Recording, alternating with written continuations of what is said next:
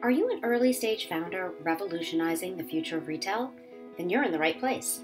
My name is Shah, and I'm an angel investor investing at the pre-seed stage in retail tech, e-commerce, and digitally native brands. I'm also the founder of Retail X Series, an in-real-life event series based in New York to help early-stage founders think through topics like customer acquisition, sales pipelines, branding, financial modeling, fundraising, and more. In this podcast, I interview founders and investors who've spoken at Retail X Series events in the past, and we dig deep into the tactics around key topics that early-stage founders want to hear about. Welcome to the Retail X podcast. Hello, everyone. Welcome to the Retail X Series podcast. I'm your host, Shah. Today's episode is all about getting those early B2B pilots and contracts. Our guest today, Irene Ryabaya, CEO of WarmIntro, will share her perspective on how she closed her early pilots and contracts. Welcome to the podcast, Irene. Thank you so much for having me here, Sapna. I'm so excited to have this conversation. So let's just start with some basics. So can you tell us a little bit about your background and WarmIntro and what you do at WarmIntro? Yes, of course. I actually started my career on Wall Street, and I spent 10 years as a developer and oil trader. And then I decided I wanted to change the world. So with a friend and co-founder, we started an amazing community, which grew to be 12,000 people of women founders and the investors like yourself who want to support them. And we made that into an incubator called Monarch, and I ended up selling that incubator earlier this year. And while running all of this, I realized there was really no tools for me to do my job. Like my entire job was creating connections. And I realized there was nothing there for me. There were sales tools like Salesforce, and there were communication and team tools like Slack, but there was nothing for creating connections.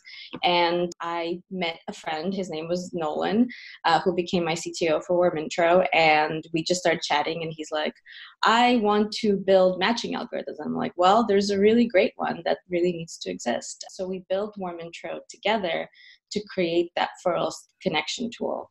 And originally we built it just for what I was doing, just for kind of our own community. And I didn't really imagine that it would be so big in the very beginning.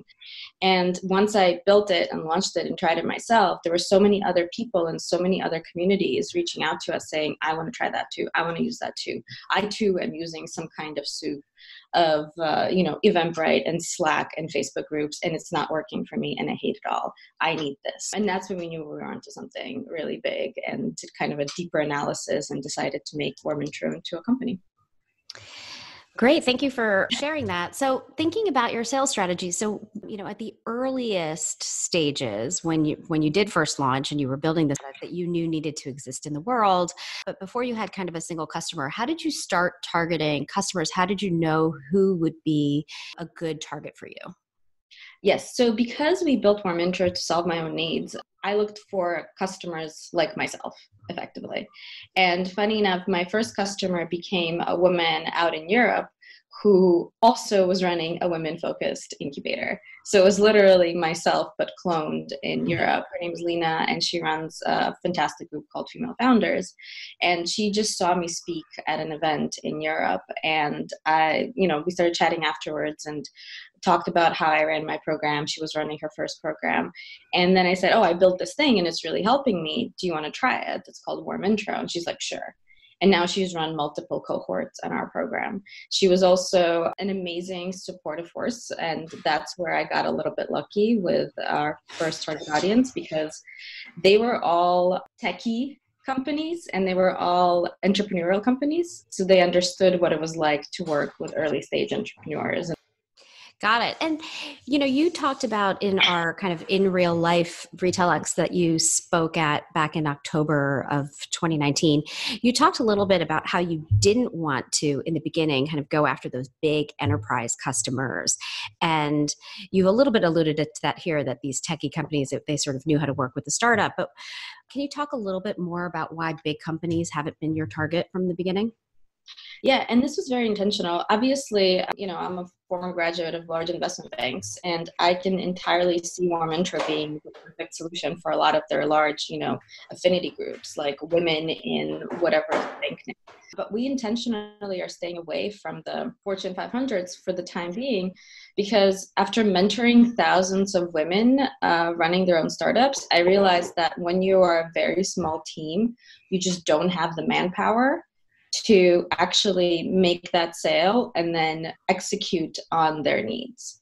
You need to actually allocate development talent and sales talent, literally a group inside your company, to supporting that giant organization to make that a success. And those who I've seen rush into that early because it's super exciting to have a Fortune 100 name on your deck, I have not seen those be successful. And unfortunately, in some cases, I've seen those destroy a company. And it's all done, with the right intentions. But unfortunately, when a Fortune 100 makes a request, they expect it to be done quickly. And if you can't, they can pull out. And if you've spent all of your resources working only with them for 6 months and they pull out, you have nothing. If you spent only part of your resources working with them for 6 months and the rest of your company was getting other deals closed, then it's disappointing, but still great. So that was our very intentional decision. Once we're a bigger team, either after this raise that we're doing now or after the next fundraise when we're even bigger, we will definitely go after those clients, but definitely not yet. It's interesting that you talk about that because I've definitely seen that with other, startups that I've worked with where you also have that big Fortune 100, Fortune 500 company who's asking for very specific things that might not be exactly what you want to build kind of for the broader audience. And products become very customized or very consulting driven as well. And I'm not sure, how many founders actually find that, but it's yet, I think, another reason that early on, the bigger companies are not a great target for a startup. Yep, I could not agree with you more. And I've seen that happen as well, where a startup becomes effectively a dev shop for a Fortune 100 company because they find themselves kind of too deep in. You're 6 months in or 9 months in, and you can't afford to say no. You can't afford to lose this client. And in many cases, if you could say no, and they would still stay your client. Because they have their own development talent and they can probably build additional modules in addition to your product. But if you're in a position where you can't say no, it's very, very difficult to walk away. And then you have a product that's so custom made for one company that it doesn't make sense for another. And it's funny to say, but yes, if you have too many things and too many features, people will say no to it, even though the base features actually do work for them.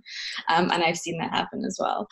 So being in a position where you can say no to some of their demands and walk away is very important before agreeing to start dealing with those larger companies. But unfortunately, also that's not the case for everyone. I have a friend that's building a large AI business, and he needs a lot of data to kick off. So he cannot work with a 5 or 20-person company. He needs a company to be at a certain level for him to be a client. So his fundraising looked different. He raised $1 million before he even went out to sell this at all. Yeah, that's interesting. So there is something there about what your company is doing and what the tech is behind it and what you need. I want to go back to something a little bit earlier on that you talked about kind of you met your first customer because she heard you speak at a conference. But now let's go to kind of the second, the third, and the fourth. How did you target who to sell WarmIntro to at each of the customers that you've been talking to? Like, how did you find the right person? This is a question that comes up all the time in the RetailX community. How do you know who the right decision maker is? Mm-hmm. Yes, so there's actually a few interesting things that I learned along the way. And so, for example, in the beginning, I just spoke to people I knew. And it was only about 6 to 9 months in that we learned what our qualifying questions were. Like, how to qualify your leads is actually incredibly important. And we learned that the people who make good clients for us answer yes to 2 questions. The first is, if I get on the phone with you, the first thing I ask is your community about making connections, right? Is your job to make connections, right? Because there are communities for many different reasons. There are communities about selling products, et cetera, et cetera. If the answer to that is yes, then I ask the second question, which is there someone who is dedicated to creating those connections? And we learned this the hard way because we had a customer where the answer was no. And we didn't know that it should be yes. And the reason for that is communities do not run themselves. The vision of WarmIntro is to make it easier for communities to run themselves. And in 3 to 5 years, we'll be able to do that. But right now, we need community managers who know exactly what they're doing. like exactly, and who will drive us to create a product to help them create those connections really, really well. And if there's someone, and it doesn't have to be their full-time job, but if there's someone whose job it is to create connections, we know they're going to be a great client for us. So those are the two questions I ask. And if the answer to either is no, I frankly have a chat with them and recommend other products. I literally recommend our competitors to say, you know what, if your mission is to sell more yoga gear to your community, like stay on Instagram. I think it's fantastic, right? Like it's the perfect place to host your community. Or if, there are other competitors who do other things slightly differently. But if the answer to those two questions is yes, then they are our client. And then almost always they either convert to a yes, or they say, you're missing this one feature. And when you have this one feature, we're a client. I'm so glad that you went through that in detail, because I think that is really important, qualifying the leads, understanding that not everybody can be your customer. And I think in the early days, when you're a startup, you kind of say like, oh, they're really interested. We'll make it work, even if they don't have, for example, in this case, a community manager, right? Mm-hmm. You get excited. But I think coming up with what those questions are that really qualify your leads, and they're going to be different for every company, I think is really critical. Yep. And I think it's the only way, frankly, to do it is trial and error. And that's where I find that, and fear of failure is something that I frankly struggle with. And so those of us who are afraid to make mistakes, we have to get over that and make those mistakes. And then we learn what it is that the right questions are. Except we know that the second question needs to be asked only because we made the mistake of having a customer where the answer was no. Right. We realize that that is something that needs to be solved for and something we can solve for, but not today. Right. That's something that WarmIntro needs to solve for, but 3 years from now, 2 years from now, 5 years from now, depending what our product pipeline looks like. The only way to do it is to, yes, get a bunch of customers, but then evaluate them honestly. Not have the loss aversion, say, I want to keep every single one of them happy. No. Look for the ones that are happy and make them happier. Right? Look at the ones that are unhappy and figure out why they're unhappy. And in many cases, it's because they're not your target customer. And I imagine that as WarmIntro grows, we're going to add more questions and we're going to refine this further. We're going to learn even more because now we have a lot more customers. Even from those, a few are going to end up being not quite right. And we don't know that yet. And we will learn that, and we will add more questions, and we'll get better, et cetera, as we iterate. And our sales process is going to become absolutely fantastic. I love that. Okay. I want to pivot back to that kind of first customer and then even the ones after that. Did you start with a pilot and was it paid? Again, another controversial question in the retail community. So I would love your take on what you did, and do you think you did the right thing? So our very, very first customer, that woman who ran the exact same program that I did, but in Europe, she's our only person who's not paid. She was literally the first one who believed in us when we had, at best 3/4 of a product. And she runs a feminist organization that's like really close to my heart. So those two things combined kind of make her our one exception. But when Nolan and I started, he read a few articles about how pilots should be paid. And at first I was resistant to the idea, but I read the same articles and we had a lot of discussions, and we settled on this idea that yes, they absolutely should be. And what we did instead of having unpaid pilots for the rest of our clients is we promised the money back guarantee. Like, try this with us, 3 months, 4 months, 6 months, whatever is the length of your kind of community cycle.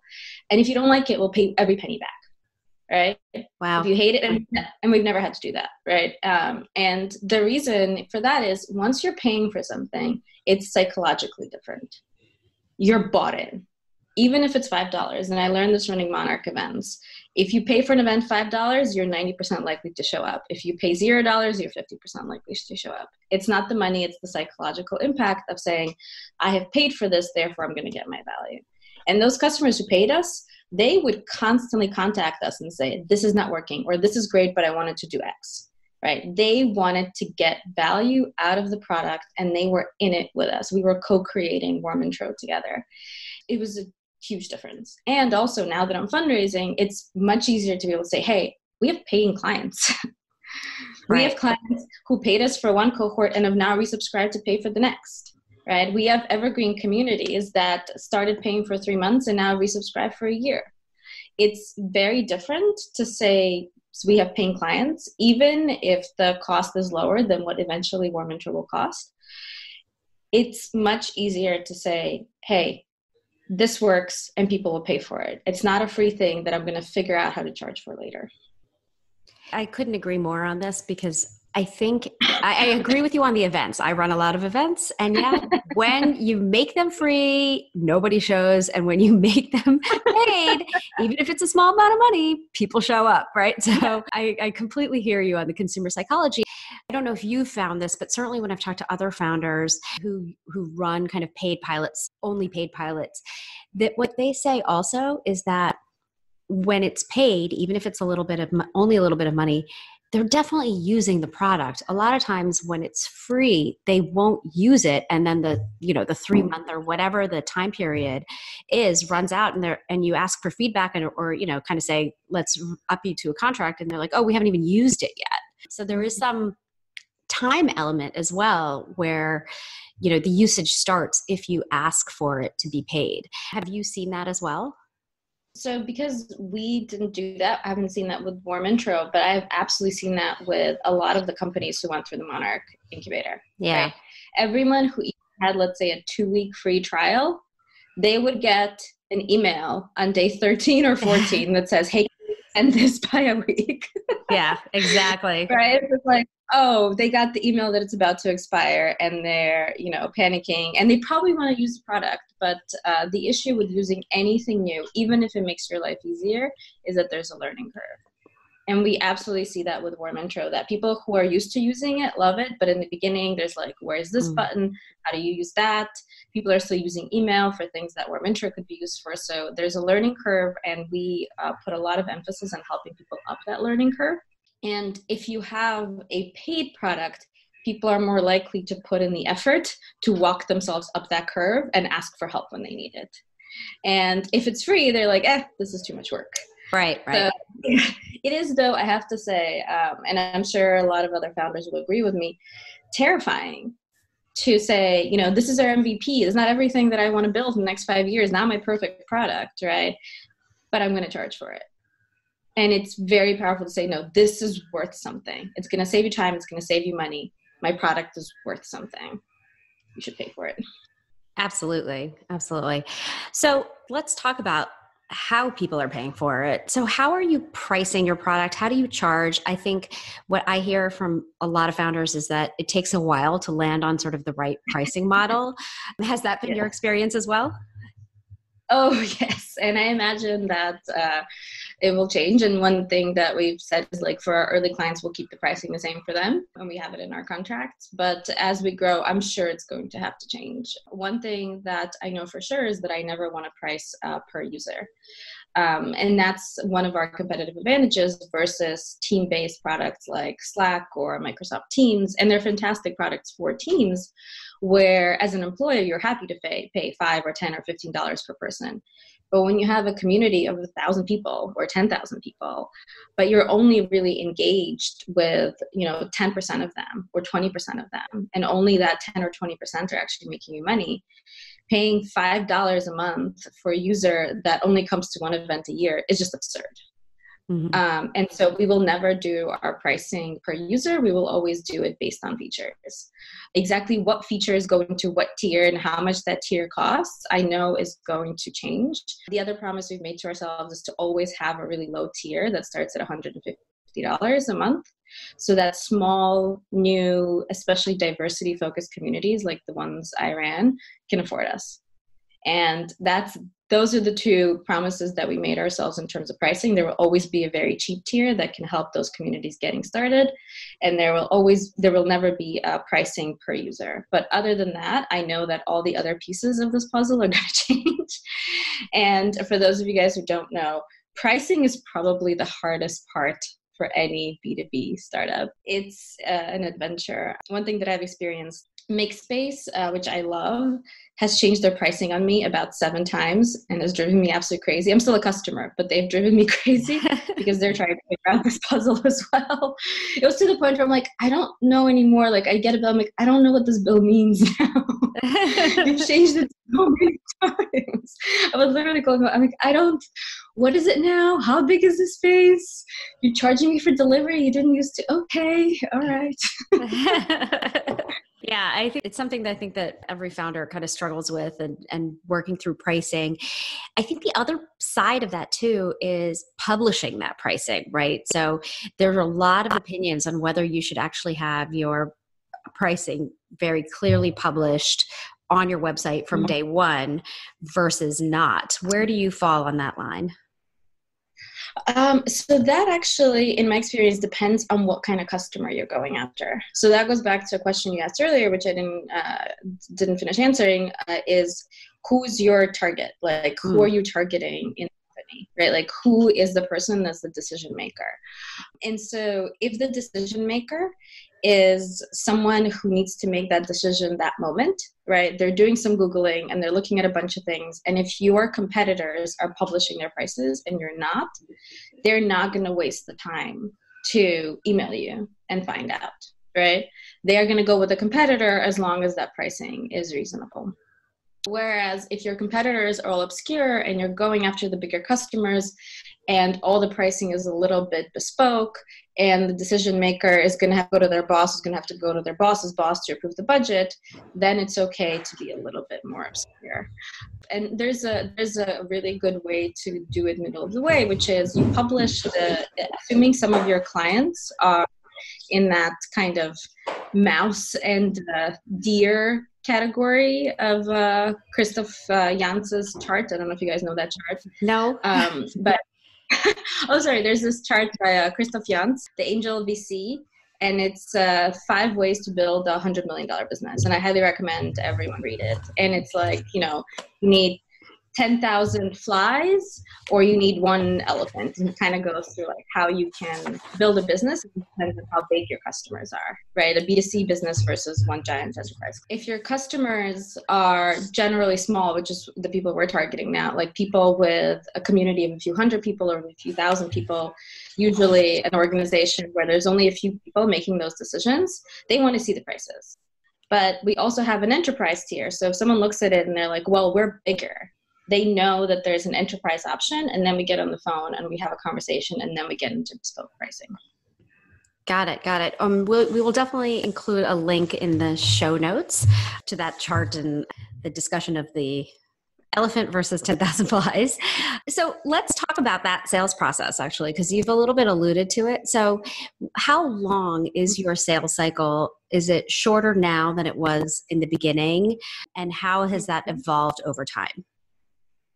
Definitely. And one of the main reasons is those qualifying questions, right? I no longer waste time on people who will eventually say no, right? And that was kind of one of the things we realized is the people who were not a great fit or who would say yes, and then we wouldn't really be able to fit them into the platform. And those ask a lot more questions. One of the things I realized is the people who are a good client, they know it within the first 10 minutes of the demo.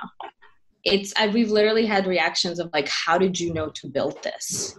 And this is perfect, right? And like with those customers, there's usually 1 demo, 1 follow-up conversation, because some people want to play around with the product, and we don't do test instances. We just let them play around with our own product, and then we go into contract and payment, right? So all of this can usually take, like I said, 3 conversations maximum. And that's pretty fast. How long it is between the initial conversation and that conversion, it depends on the company. Like we've dealt with universities and governments, and those take a little bit longer to get security approval, which we've gone through. In terms of how much of our time is spent on that sale, it's literally those 3 conversations, and it's very fast. Yeah, I mean, you're just in a very fortunate place, because that is just not how a lot of them work. A lot are much longer. So continuing on that sales process line, as we're having this conversation, it is March 31st. New York is essentially in lockdown. California, many states, a lot of what you're doing has to be done virtually right now.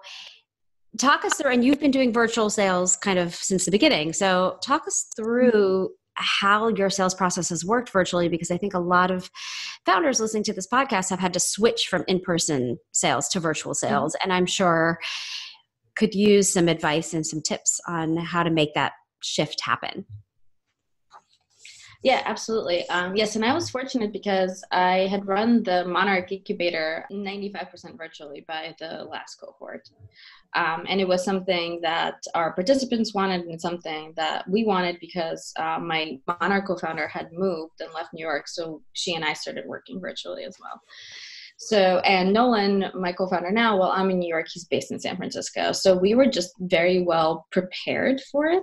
Also, as I mentioned, some of our clients are in Europe and some are in the States, but they're outside New York City. So we'd gotten used to doing sales online. And I actually quite liked it because and I've done sales in person as well, because it feels much better to be able to share your screen and walk a person through and have it be on their screen. It's also a lot easier for people to pull in different members of their team from different parts of the country if they need to make the decision faster, as opposed to trying to get everyone in one conference room. And obviously, yet again, we are in a good position for that because our clients are okay with this. Whereas if you're selling to big corporates, I think you do need to be in a room with them. Whereas a lot of our clients, being kind of those middle of the way organizations, they are happy to do it online and they like the time efficiency of it. That being said, I also like if it's a client and we're getting closer and they needed something small, I would often come over to their offices for a little bit of FaceTime to get to meet the team in person at least once. If I knew that I was getting close or if like the sale was made and they're about to be a client and I wanted to build a deeper relationship. So there's a lot to be said about FaceTime, but frankly, I love doing sales on Zoom. I highly recommend it. And once you figure out your process and how a demo goes and the type of questions people ask, it works great. That's great. That's really helpful. And I think one of the things that we had talked about in real life Retail X back in October was that we were talking about kind of building a sales process. And from what you're talking about still, it seems like you and maybe your co-founder are doing most of the sales. Have you hired kind of a sales team yet or put in processes with other people, whether they're account executives or anything like that? So one piece of advice I've gotten over and over again from amazing mentors like yourself over the years is as a CEO, you're going to be doing sales for a long time. Like that's your job. You're going to be doing other things too, but you're going to be the face of sales for a long time. And we have hired so far a part-time person who's helping us do a few things, and she really understands relationship management, and we want to bring her on full-time as soon as our raise is done. She's fantastic. Like she got me to hire her because she did that like drip thoughtful follow-up that I'm like, if we were doing that with every single person I spoke to, we would have a lot more clients by now. So she's pretty impressive. And one of the reasons that we're doing this raise is because we know we need to expand our dev team to build the features for those clients that are waiting for specific features, but B, hire at least one salesperson and at least one operations person. So I haven't done that yet, but A, I know I will be the face of sales for a long time, and B, I know I need to do it. Yeah, for sure. I think, even as I talk to companies later in their evolution, I think the founder CEO is often the face of sales, even if not to the large, vast group of clients, but maybe the bigger ones, or they're the closer, right? They just come in at the very end. So yeah, I think if you're not good at sales and you're running a B2B tech company, you're going to have to learn really fast because it's going to be you. You're the one with the passion and you're the one with the drive and you're the one with the story, right? Because in the end, sales is the process of storytelling. And if you're kind of practicing sales because you're selling your company to your potential employees to hire them, and you're selling your company to your investors to get funding, and you're selling your company to your clients. So this is your job. And one of the things that I learned, because I used to always say I hate sales. And I said I came from Wall Street and I was buy side on Wall Street. And that's what I thought sales was, right? What I do now is I walk around and talk about a product that I love, that I've seen change people's lives for the better. And yes, it's called sales, but it's actually literally just talking about something that I love with awesome people that I like spending time with. So it's a very different experience selling your own product versus what a lot of people think of as quote unquote sales. You put it so well. That is so true. I think it's so much easier to convey your passion for something that you've built versus something that somebody else has built that you could care less about, right? I think that's some great advice. I wanted to ask you if you've invested kind of when you think about the top of the funnel for the sales process, if you've invested in kind of press, paid marketing, or other ways to kind of build the top of your funnel. So we have not yet. And yet again, we are fortunate to be in a position where people talk about our product, and we get 100% of our sales are either people that I know or inbound. And right now, especially with everyone stuck at home and working from home, a lot of communities are reaching out to us saying, hey, I need a virtual place to host my community. I need a better way to create connections because I can't throw 50 people in a room and have them meet each other. So more than ever, people are just reaching out to us inbound. The next step, and we already have budgeted for it in our raise, is in about a year, we'll start talking about PR. Because yet again, we've seen the power of people discussing our product and how much it makes others want to use it. So we know that PR will be the first step for us once we've tapped out my network and inbound requests and recommendations. And then in terms of paid marketing, I think it's not going to be for us for a while. I know other companies do it very successfully. I just don't think it's going to be for us for a while. Great. Thank you. Thank you for sharing that. So I want to kind of end with what's the one resource for the founders, very early stage founders that are listening to this podcast? What's the one resource you'd recommend to help them learn about sales, kind of get to that first pilot or contract, something that either you've had experience with or you've seen other founders have great experiences with? So I would honestly, and I'm gonna find this and share it with you. The few articles that we read about doing paid pilots and how to do those correctly, that was very impactful for us, and that changed my mind. That article that I mentioned about 5 ways to build $100 million business was also very impactful because it made us think like, let's not go after all of them. Let's pick one and build a product that works for that person. And then we'll decide whether we go up or down the chart when we're positioned to do so. So those were the two pieces that I know like burned bright in my mind. In terms of other resources, there are lots of amazing blogs and podcasts. I unfortunately do not have time to listen to them anymore. But if there's anything else that I think about that really stands out, I'll send it your way. Great. And we'll share those in the show notes to this episode. So you can just scroll down and find those links. Irene, thank you so much for sharing your stories and experience on this podcast. Very much appreciate it. Thank you so much for having me, Sapna. Thank you for doing this in this crazy time as well. And thank you to the listening audience. Thank you for listening to this RetailX podcast. We'll have another episode out shortly. Thanks for listening. If you'd like to attend a RetailX Series event in person, check out www.retailxseries.com for upcoming events in New York. You can also follow us on Twitter and Instagram at RetailX Series. You can also learn more about me, find fundraising resources, or submit a pitch deck at www.redgiraffeadvisors.com. Thanks, and catch you next time.